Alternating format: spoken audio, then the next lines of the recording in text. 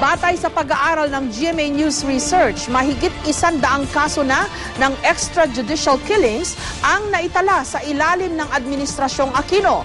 At sa paggunita ng International Human Rights Day ngayong araw, nagprotesta ang iba't ibang grupo dahil sa anilay patuloy na paglabag sa karapatang pantao sa bansa.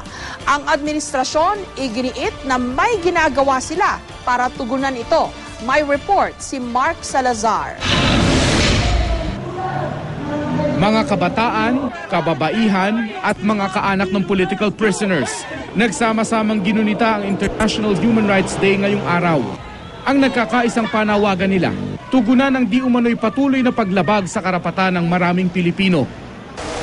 Pero ang mapayapa sana ang kilos protesta, bahagyang nagkatensyon nang harangin sila ng pulis. Wala raw kasi silang permiso para dumiretso sa Mindiola. Pinausap natin si Mayor, mag-uusap sila ng mga bossing nyo sa kapulisan.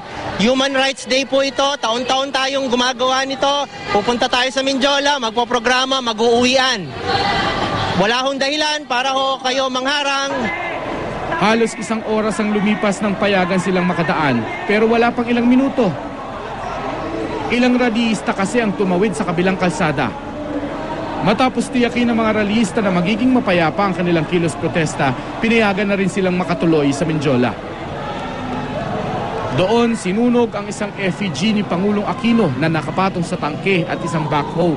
Pawang mga simbolo raw ng peligrong dulot ng mining at militarisasyon sa bansa. Matapos nito, kinalampag na ilang militante ang Gate 7 ng Malacanang. Depensa naman ng Malacanang, hindi raw totoong walang ginagawa ang administrasyon laban sa mga paglabag sa karapatang pantao. Tinataguyod po natin ang human rights.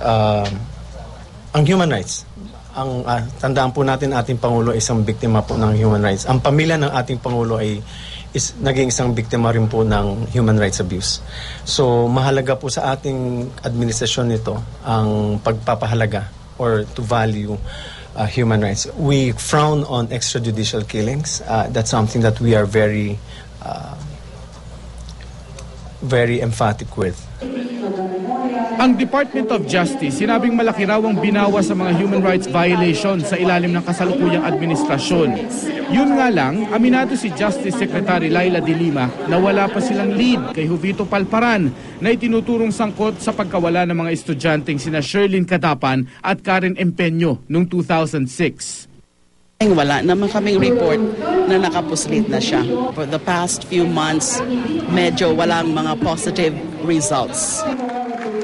Ang Commission on Human Rights naman sinabing iniimbestigahan na raw ng AFP ang nasa 42 human rights violations na kinasasangkutan ng ilang miyembro ng militar. Sa datos na nakalap ng GMA News Research, hindi bababa sa 129 ang naitalang kaso ng extrajudicial killing sa bansa sa loob ng Administrasyong Aquino. Mark Salazar, GMA News.